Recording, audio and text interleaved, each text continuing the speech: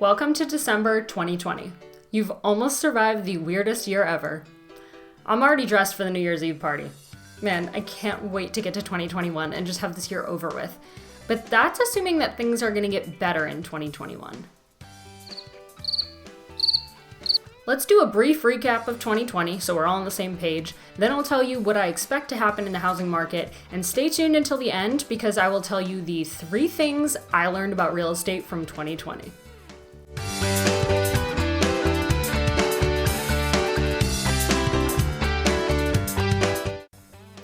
Remember this video when I told you that I hate making predictions but not to put off buying a house because prices were going to keep going up and the housing market wasn't going to crash in 2020 like everyone threatened? You know, when I armed you with the facts to calm you down? Well, it's looking like it's time to have that talk again. I've heard a lot of chatter about the wave of foreclosures to come, either worrying that it will drop the price of your own home or trying to wait prices out until they'll drop enough so you can get in the market. Okay. So this year, inventory was low because who wants to move during a pandemic, especially if there's any financial uncertainty in your own life, so prices go soaring. At the same time, interest rates are historically low, buyers are thinking now is the time to buy, and it is, except for the ridiculous competition and almost guaranteed bidding wars that continue to drive the prices up. Don't forget, we had housing affordability issues even before COVID, especially in my market in South Florida. With the economy going haywire, we worry about people being able to pay their rent and mortgages, so there have been eviction moratoriums in place that are soon going to expire. Where will those people go? Maybe some will move home with mom and dad. I'm worried some will be homeless. What will it do to the housing market? Stay tuned in 2021 to find out. Now, here's your mortgage delinquency rates. Obviously, they went up in March, April, May, but then they started to come down. My guess is that the difference is that those people are now in forbearance and didn't just resume paying, but who knows? Now, it's important to consider your market here, so here are the 10 markets with the largest delinquency rates. 1, 2, and 3, Vegas, Miami, Orlando. 3 cities that are travel destinations where a lot of the population makes its income off hospitality and tourism, so this makes sense and nothing is too shocking to me here. Note there are 4 cities in Florida. Eek. But also consider migration patterns. A lot of people are moving to Florida, so I foresee a lot of homes changing hands. This chart shows active forbearance numbers. They've kind of gone down, but these people could be waiting to extend the program for longer. I don't know. Did they really need to be in forbearance in the first place, or did they just take advantage of a break in mortgage payments because of the uncertainty that came with 2020?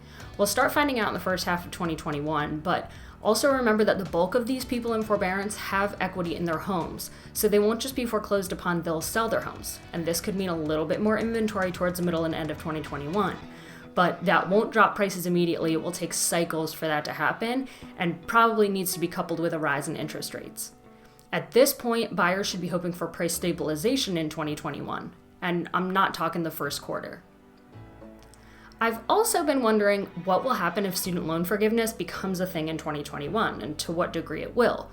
Will more buyers who have been sitting on the sidelines because of student debt enter the market, driving demand even higher? Or will the first-time home buyers continue to be priced out of the market?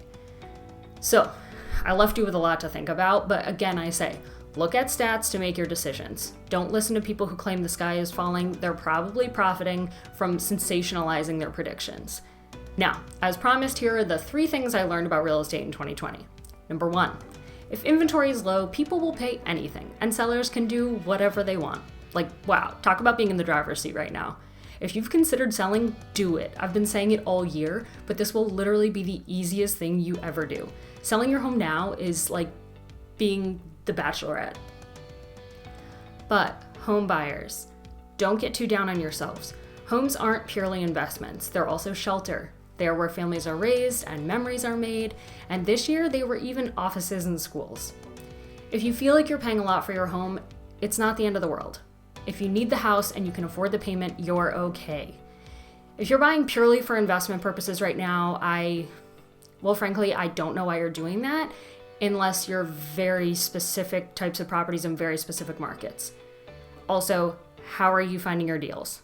And why aren't you just making sound investments in the stock market? Anyways, here's number 2. In real estate, as well as in life, it's important to remain flexible. The things you expect to stay the same because that's the way they've always been can change, and this year they did. For example, the government inserted itself in ways we didn't think it would, by halting evictions and closing businesses. What we consider a low interest rate has changed.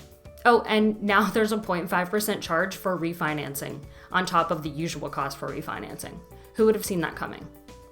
I mean, I guess people can change the rules whenever they want, right? I've also seen homeowners this year with no intention of moving adjust to the market quickly and sell their home for massive profits. So remain flexible. The people who did well this year remained flexible and adjusted quickly. Number 3, this is more local, but in Florida, swimming pools are everything. In resale, homes with pools are seeing the most buyer competition. COVID cut people off from their community pools for most of the year, and that seems to have placed an even higher value on pools in Florida, where they were already pretty valuable to begin with. New construction has scooped up the good pool companies, and the remaining ones are booked months out on installations. Side note, if you need a good pool guy, let me know. I have one who treats my clients like VIPs. So if you like this video, stick around and watch more. Don't forget to subscribe so you don't miss out. And if you are ready for this year to end, click the thumbs up. Have a great holiday season, and I wish you and your family all the best in 2021.